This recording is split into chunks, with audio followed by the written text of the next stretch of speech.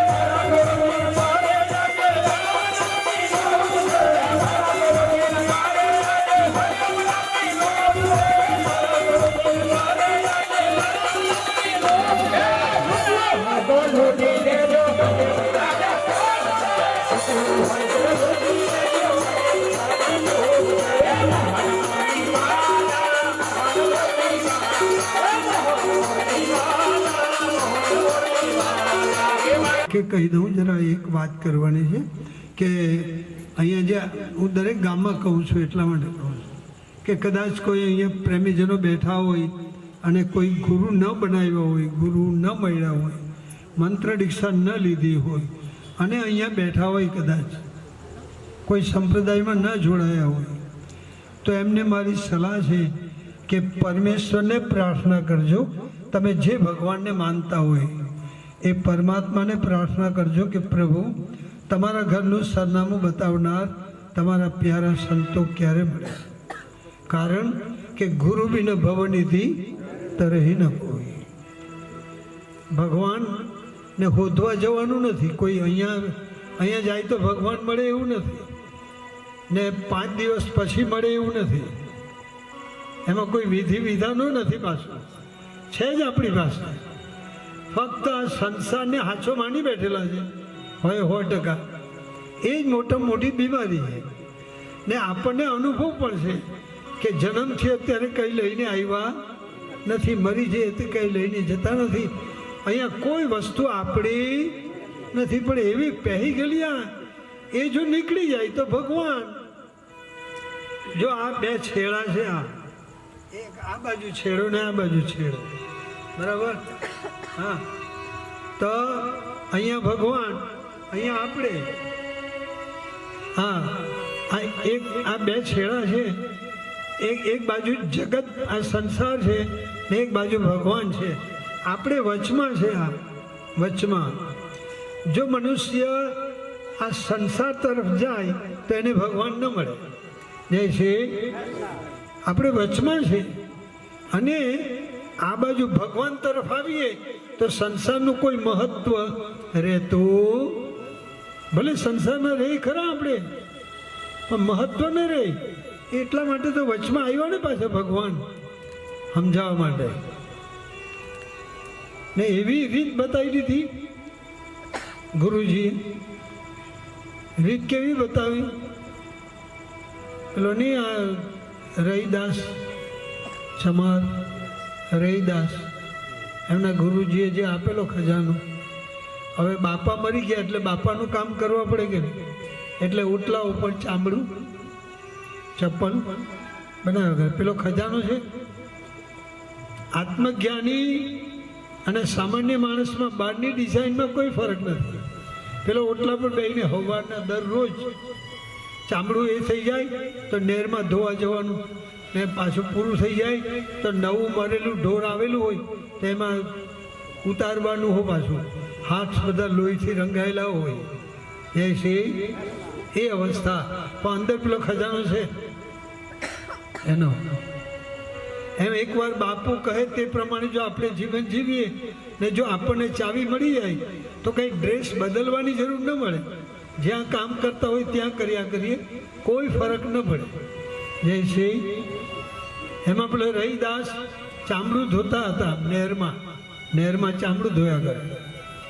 એમાં પેલો ગામનો ડલુ શેઠ દ્વારિકાએ જાય એટલે પેલા રહીદાસે કીધું, ડલુ શેઠ ક્યાં જાઓ છો?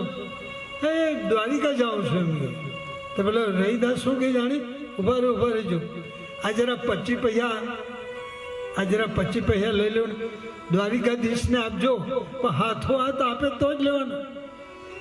હાથો હાથ લઈ તો જ આપવાનું, નહીં તો પાછળ આવજે એમ કે. આપણાથી કહેવાય. કેમ બોલતા હોય? પેલો ખજાનો તો જ બોલે ને, અંદર એ ખજાનો તો જ બોલે ને.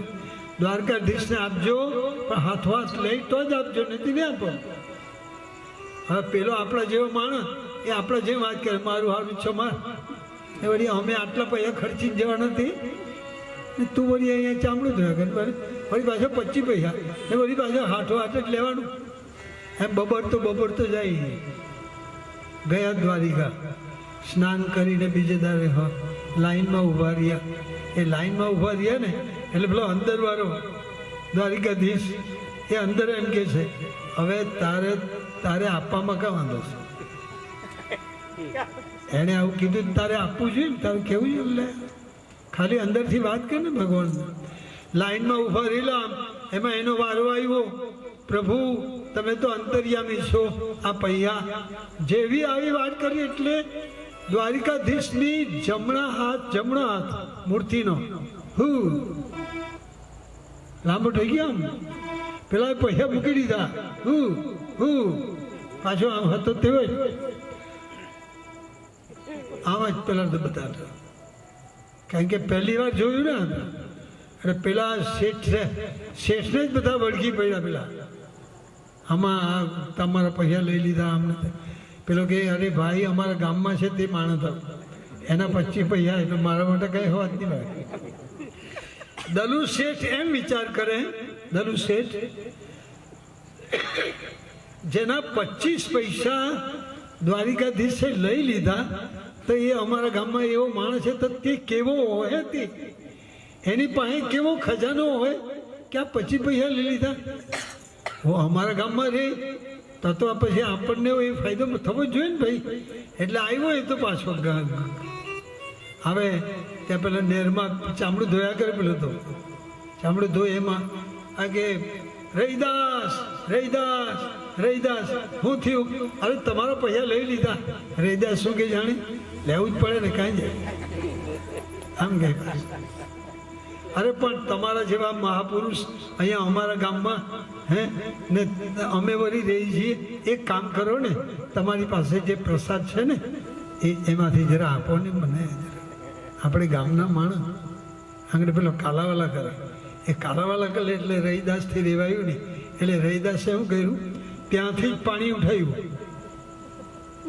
નહેરનું પાણી. પણ સંકલ્પ કર્યો ને, આપો કેમ ફળ આપે ને, છાતીમાં વાગે દારૂ છોડી જાય. જય શ્રી હા એમ સંકલ્પ કરે ને, ત્યાંથી પાણી લીધું અને પેલાને કહે દલુ શેઠને લે જલ્દી કર જલ્દી કર. હવે પેલાએ દલુ શેઠે હાથમાં લીધું તો ખરું. હવે આટલે સુધી આવ્યા, એને બુદ્ધિથી વિચાર ન કરવાનો હતો. જય શ્રી એને પેલું વિચારવાનું હતું કે પૈસા લઈ લીધેલા તે તો નજરો નજર જોયેલું કે નહીં. જેના 25 પૈસા લઈ લીધા એ માણસ પાણી આપે તો પી જવું જોઈએ કે નહીં. ત્યારે એણે હું વિચાર કર્યું, આ હવે એને આપવાનું કંઈ ભાન મળે નહીં, અહીંયાથી જ પાણી ઉઠાવી ગયું. એને એમ કે વળી ઘરે કોઈ ખજાનો હોય તે આપવાનો હોય. આ તો મારું ચા એને કંઈ વિવેક મળે નહીં, કોને કેવું આપવાનું કામ. ખોટા વિચાર કરે ને પાણી પીધું નહીં, એણે આમ કરીને એટલે ઉતારી મૂક્યું અહીંયા. પીધું નહીં, આમ ઉતરી કફનીમાં. એ ઉતરી ગયું એટલે પછી ઘરે જઈને કફની કાઢી ને પેલી કાંવારી ખરી ને એ કાંવારીની કે શાંતા આ બરાબર ધોઈ લાવજે તો મૂર્ખાને ભાન નહીં મળે, બબડે પાછો પેલો. એટલે શાંતાને કીધું કે આ દાગ કાઢી લાવજે. શાંતા વિચાર કરે આટલા દિવસ શેઠજી કહેતા ને આજે કેમ? એટલે પેલીએ શું કર્યું, કપડાં ધોતા ધોતા એ કફનીમાંથી દાગ કાઢવા માટે મોઢામાં ચાવવા લાગી. આમ કપડું દાગ હોય ને ચાવવા લાગી એટલે તો એને દેખાયું પેલા 25 પૈસા લઈ લીધેલા, પછી નહેરમાંથી પાણી આપેલું, ફલાણું ઢીકડો આમ. એટલે એ તો ખુશ થતી આવે. દલુ શેઠ વિચાર કરે કે આ તું આટલી બધી ખુશ કેમ, આમ આનંદમાં કેમ? અરે તમારી કફનીમાંથી, મારી કફનીમાંથી. તો કે હા આ તમારા આપેલા રૈદાસ સાહેબ 25 પૈસા આપેલા એ દ્વારિકાધીશે લઈ લીધેલા કે નહીં? હે તમને ક્યાંથી ખબર પડી? આ દાગમાંથી. દાગ દલુ શેઠને ખબર પડી ગઈ કે હું અભાગ્યો રહી ગયો. ભગવાનની કૃપાથી મને મળેલો ખજાનો, પણ મેં અશ્રદ્ધા કરી. જય શ્રી ને પીધું નહીં ને દાસી આ લઈ ગઈ બધું ખજાનો. પાછો દોડ્યો ધોત્યું ખેંચીને જાય ત્યાં રૈદાસ રૈદાસ હું અભાગ્યો રહી ગયો, આમ ને તેમને પાછો પ્રસાદ આપો. એ રૈદાસ કહે કે અત્યારે રૈદાસ છે, ત્યારે હું ન હતો. જ્યારે આપેલું ને ત્યારે હું ન હતો, ત્યાં તો એની મસ્તી હતી. અત્યારે તું તો મારી હાથે આખો દાડો નાયા કરે ને ફરક નહીં પડે. જય શ્રી કૃષ્ણ. એવો જ ખજાનો, એ જ ખજાનો આપણી પાસે પણ છે ને, છે જ અત્યારે પણ છે. પણ આપણે ગુરુમુખી જીવન જીવીએ 6 મહિના કેમ લાગે? કારણ કે આ બધું જુઠ્ઠું તેને સાચું એમાં જીવવામાં આપણી કેવી ટેવ પડી ગયેલી બધી. આ કહેવાનો અર્થ એ છે મારો कि आदत बुरी सुधार लो बस हो गया भजन। आदत आ रोंग आ संसार ने हाचो ज मानी बैठेला ए खोटी आदत है। એટલે એક કામ કરજો, આ ઘણી કથાઓ મળશે આમાં, નારી તું નારાયણી, તેમાં છે આ ફૂલીબાઈ મંત્ર દીક્ષા લીધી ને મંત્ર જાપ કર્યો, 3 મહિનામાં જ છાણામાં તો રામ રામ સંભળાયો છાણામાં। આ છે પ્રસંગ બધા, આપણે મનમુખી જીવન જીવીએ। હવે રીત બતાવો એટલે પછી આરતી કરીએ આપણે, હે ના લે અટગામ કરી ઘણી જગ્યા હું કરું છું। સ્વામી રામતીર્થ ખરા ને, સ્વામી રામતીર્થ એ વૃંદાવન ગમી જંગલમાં એકાંતમાં રહેતા હતા। બાપુ કેમ એકાંતમાં રહેતા, એમ એકાંતમાં રહેતા। તેમાં આજુબાજુમાં કોઈક દૂર ગામમાં કોઈ ખેડૂત હશે, ખેડૂત ખેતી કરે, એ દરરોજ 12 વાગે એ સ્વામી રામતીર્થને પ્રસાદ જમાડવા માટે જમવાનું લઈને આવતા। 12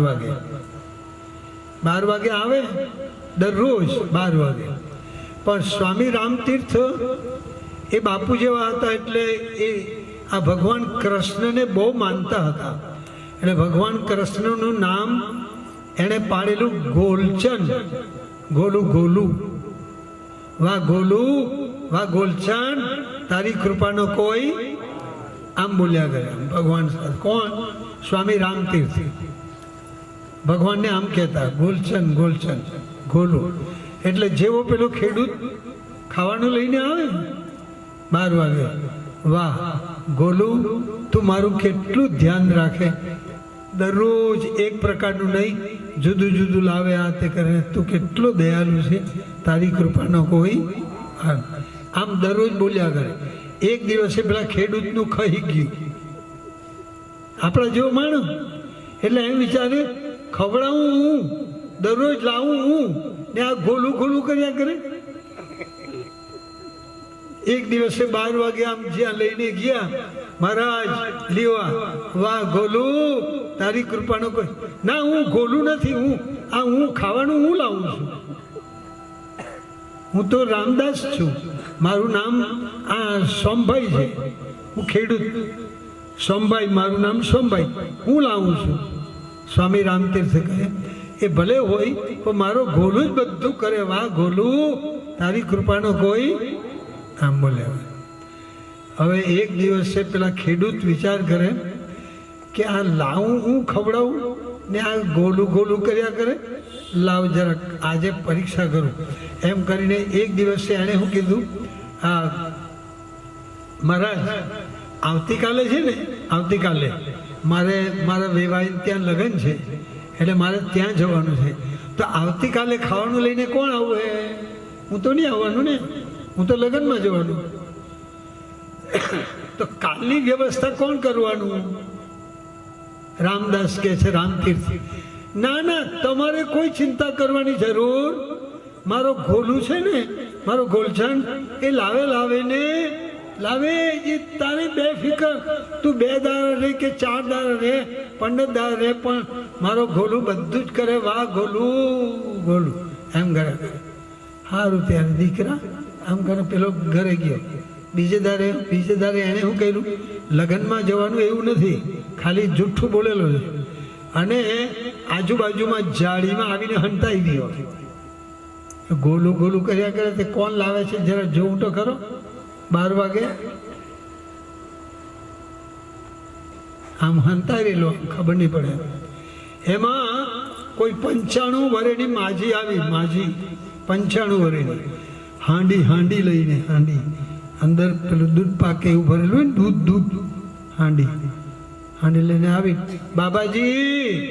બાબાજી બારણું ખોલો, દરવાજો ખોલો, આ ગરમ દૂધ પી લો, ગરમ દૂધ પી લો। અને જ્યાં સ્વામી રામતીર્થ ખોલે, વાહ વાહ ગોલું તારી કૃપાનો કોઈ પાર નથી। પેલી માજી કે હું ગોલું નથી, માજીઓ કે હું ગોલું નથી। સ્વામી રામતીર્થ કે માજી તમને આ રસ્તો કોણે બતાવ્યું ને આ તમે મારા માટે લાવે? અરે બેટા, હું જ્યારે આ બનાવ્યું ને પછી ઘરમાંથી બહાર નીકળી તો ખબર નહીં આ રસ્તે મને કોણ લાવ્યું તે હું જાણતી. હું અચાનક જ આમ જ મારી મસ્તીમાં આવતી આવતી અહીંયા આવી ગઈ. એટલે પેલો કે વાહ ગોલું, તારી કૃપાનો કોઈ. હવે પેલો હંતાઈને જોયા કરે ને ખેડૂત, એનો આત્મા અંદરથી ડંખે આમ, મેં સંતને હેરાન કર્યા, સંતની આગળ જૂઠું બોલ્યા ને આ ગોલું તે આ દેવું. એટલે અંદરથી એટલો પશ્ચાતાપ થાય કે તું ન લાવે તો હવે કોણ લાવે. જોયું આ ગોલું લાવે છે કે નહીં. અંદરથી પછી જાડીમાંથી નીકળ્યો, જઈને આ મહાત્માજીના ચરણ પકડીને કે બાપજી મને ક્ષમા કરો, મેં તમારી પરીક્ષા કરવા માટે આવું કરેલું, બાકી લગન બગન કાંઈ નથી, મેં તમારી આમે જૂઠું બોલ્યા, પણ તમારો ગોલછન કેમ ખવડાવે એ મને ખબર પડી ગઈ. તમે જે ગોલું ગોલું કરતા હતા ને એ આજે મને ખબર પડી કે ગોલું લાવે ને લાવે, ગોલચન લાવે. પણ બાપજી, આ તમારા ગોલચનને મારે મળવું હોય તો શું કરવા પડે? ત્યારે સ્વામી રામતીર્થે કહે એ ગોલચન છે ને દરેકમાં છે ને, દરેકમાં છે, દરેકમાં છે, પણ હોય 100% પેલું રાખીને પ્રેમથી બોલવું પડે તો આવે. જય શ્રી કૃષ્ણ. આ પદ્ધતિ આપણે ઘરે અપનાવી શકીએ છીએ. આપણા ઘરે 6 મહિના. વાહ ગોલું, તારી કૃપાનો કોઈ પાર નથી. છે કે નહીં? કૃપા વરસી રહેલી છે કે નહીં? આપણે અત્યારે વરસી જ રહેલી છે. કાંઈ નથી કરવાનું, કરતા જઈએ ઘરના કામ ને લેતા જઈએ હરિનું નામ. એની હાથે વાત કરવાની છે. વાત કેવી રીતે કરવાની? ભજતામ પ્રીતિપૂર્વક. શરીર તમારું, શક્તિ તમારી કેવું કરે, જુદા જુદા રૂપ લઈને કેવું લઈને આવે. હા હા હા, તમે જુઓ આ તમારા ઘરે આ લોકો હવાના પેલા બંગા લેવા આવે કે નહીં, બધું લેવા આવે ને કચરા બચરા, એ ન હોય તો આપણે ન જીવીએ. જય શ્રી. લારી લઈને આ તે બધા અનેક રૂપ લઈને આવે કે નહીં? અનેક રૂપ લઈને આવે. વાહ પ્રભુ, તારી કૃપાનો કોઈ. આટલી આટલી ગરમીમાં ઘડીમાં ફળફળાદી લઈને આવે, ઘડીકમાં શાકભાજી લઈને આવે, ઘડીકમાં દુકાનવાળો બનીને હવાનો માર્કેટમાં જાય નાવા ધોવા વગર ને આપણા માટે દુકાનમાં લાવીને ભેગું કરી મૂકે કે નહીં? આ દેખાવું જોઈએ. આપણને દેખાતું નથી. આ બીમારી છે, બસ બીજું કંઈ નહીં. એટલે આ જો જોવું હોય તો આપ સૌને મારી પ્રાર્થના છે, બાપુના ઋષિ પ્રસાદના કાયમ અભ્યાસમાં રહો તો આ દેખાઈને દેખાય. અને બીજી વાત, કદાચ કોઈ મંત્ર દીક્ષા ન લીધી હોય, ગુરુ ન બનાવ્યા હોય તો ભગવાનને પ્રાર્થના કરજો કે પ્રભુ તમારા પ્યારા સંતો ક્યારે મળે. કારણ કે જ્યાં સુધી કોઈ સંત ન મળે ત્યાં સુધી ભગવાનની મુલાકાત ન થાય. મહારાષ્ટ્રના નામદેવ ને ભગવાન દર્શન આપવા માટે આવતા, દર્શન આપવા માટે, છતાં એવા ભગવાને કીધું કે જ્યાં વિશ્વમાં ખેંચાને ગુરુ બનાવી લો. ભગવાને મોકલેલા. આ બાજુ રામકૃષ્ણ પરમહંસ મહાકાલી માની પૂજા કરતા હતા. મહાકાલી માં દર્શન આપવા માટે આવતી, તો મહાકાલી માએ જ કહી દીધું કે આ તોતાપુરી મહારાજ છે ને એમની પાસેથી મંત્ર દીક્ષા લઈ લો. જય શ્રી. રામકૃષ્ણે કહ્યું, નામદેવે એવું કહ્યું કે પ્રભુ તમારા દર્શન કરું તો મંત્ર દીક્ષા લઉં તો શું ફરક પડે? ભગવાન કહે છે હું હમણાં આવું છું ત્યારે તું ખુશ થઈ જાય, અને ન આવું તો તું દુઃખી થઈ જશે. પણ આ મંત્ર દીક્ષા જો લઈ લે તો હું આવું કે ન આવું તો એ તું 24 કલાક ફોર્મમાં રહે. આ મંત્ર દીક્ષાનો પ્રભાવ છે. જય શ્રી. એ આપણું સ્વરૂપ, આત્મ સ્વરૂપ.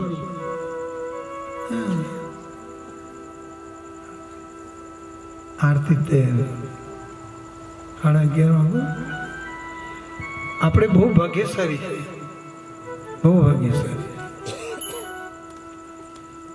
અમે આ દક્ષિણ ગુજરાતમાં ફરીએ છીએ.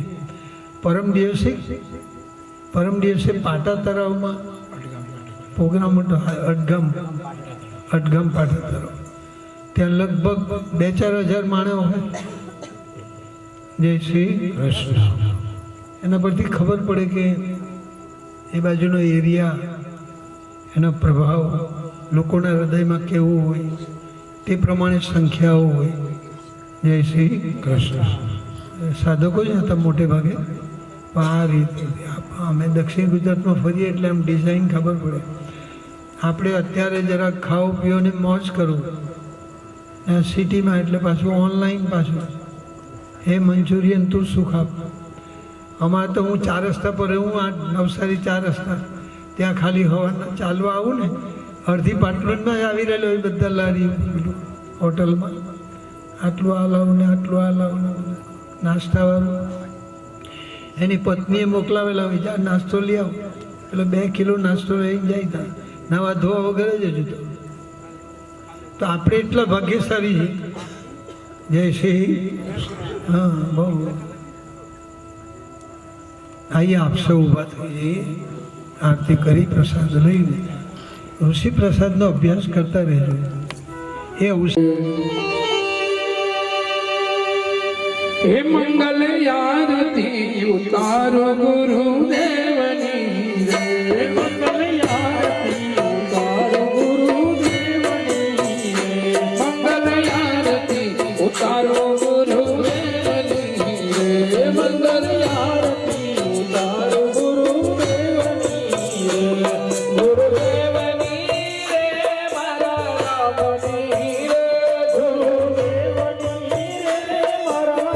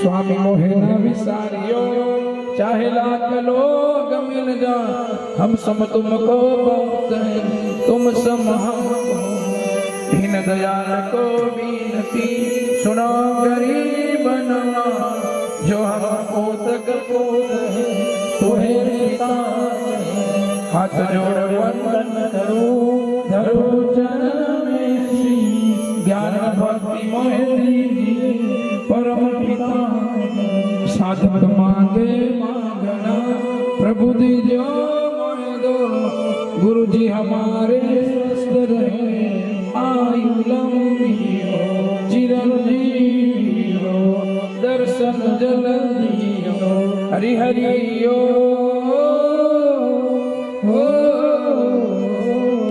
बोले सदगुरु भगवान की जय। बेस बेजा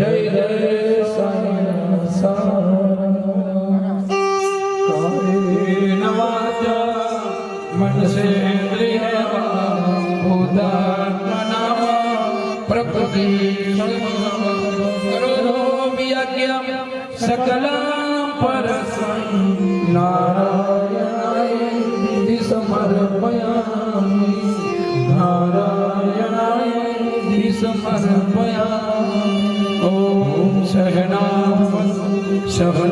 भुनक्तु सह वीर्यं करवावहै तेजस्विनावधीतमस्तु मा विद्विषावहै ॐ शान्ति शान्ति शान्ति शान्ति। सद्गुरु भगवान की